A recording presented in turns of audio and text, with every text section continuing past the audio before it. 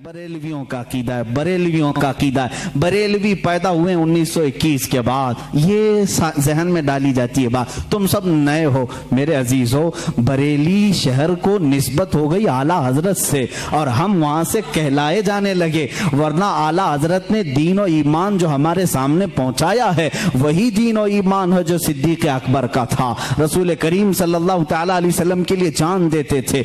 आला हजरत ने वही दीन और वही तसल्लुब हमें दिखाया जो उमर फारूक रज़ी अल्लाह तआला अन्हु के अंदर थी। अशिद्दाउ अलल कुफ़ार की, रहमाउ बैनहुम की सिफात जो सहाबा की थी वही आपको आला हजरत ने दिया है। कोई नई बात नहीं, कोई नई बात नहीं।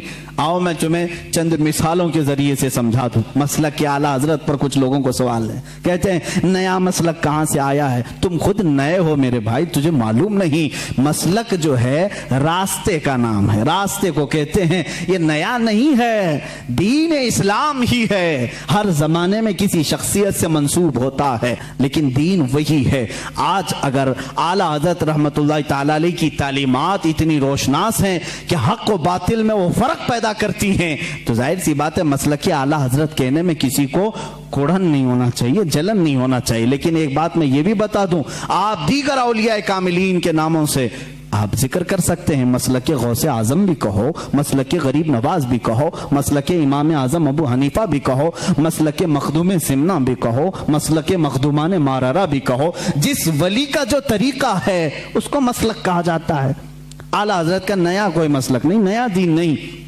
चंद मिसालें अगर मैं आपको पेश करूं, हुजूर अकरम सल्लल्लाहु तआला अलैहि वसल्लम के मुतालिक ये बरेलवियों का अकीदा, बरेलवियों का कि हुजूर को पता नहीं क्या क्या मानते हैं। हुजूर को कहते हैं यही दाफिउल बला हैं, शाफे हैं, दाफे हैं। ये तमाम बातें बरेलवियों ने शुरू की। ये कहते हैं हुजूर सल्लल्लाहु अलैहि वसल्लम को शाफे हैं, दाफिउल बलाओं को दूर करने वाले। तुम मानते हो कि नहीं मानते हो? बीमारियों को दूर करने वाले। आला हजरत ने फरमाया है तो जलन हो गई, शुरू हो गई। आओ मैं सहाबा की जिंदगी में तुम्हें बताऊंगा। हुजूर अकरम सल्लल्लाहु तआला अलैहि वसल्लम की बारगाह में एक खातून आई अपने गूंगे बच्चे को लेकर, गूंगे बच्चे को लेकर, जिसकी जुबान नहीं थी, बोलता नहीं था, 8 साल का या 10 साल का बच्चा था। मुझे बताओ जुबान देता कौन है? कौन देता है? अल्लाह देता है। वो साहबिया को क्या मालूम नहीं था कि वो रसूल के पास क्यों आई? वो रसूल के पास क्यों आई? क्या तुम उसको भी, उस सहाबिया को भी बरेलवी बोलोगे? मेरे अजीज इंसाफ करो। जुबान नहीं थी, लेकर के आई। हुजूर सल्लल्लाहु तआला अलैहि वसल्लम तो बानी इस्लाम हैं, शारे इस्लाम हैं। आप मना कर देते, ए खातून तुम मेरे पास क्यों आई? जा, जुबान अल्लाह देता है।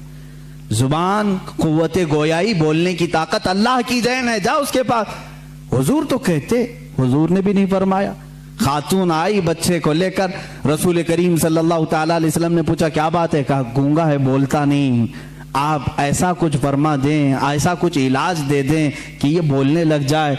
हुजूर अकरम सल्लल्लाहु तआला अलैहि वसल्लम ने ये नहीं फरमाया क्या मैं डॉक्टर हूँ, मैं तबीब हूँ, मैं कोई खुदा हूँ, माज़अल्लाह। हुजूर ने कुछ नहीं फरमाया, बल्कि सामने उस बच्चे को किया, कहा उस बच्चे को सामने लाओ।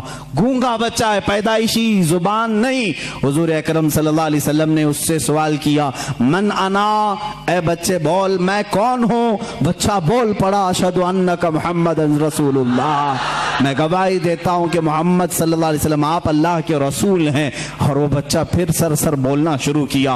वो सहाबिया खुश होकर अपने घर ले गई। मुझे बताओ कौन देता है, देने को मुंह चाहिए। यही तो बरेली के इमाम ने कहा। अल्लाह हजरत ने अगर ये फरमाया है तो ये नया अकीदा नहीं मेरे अजीजों। सहाबा भी यही कहते थे। हमारे बच्चों की लकनत हो तो हुजूर के पास ले जाते थे।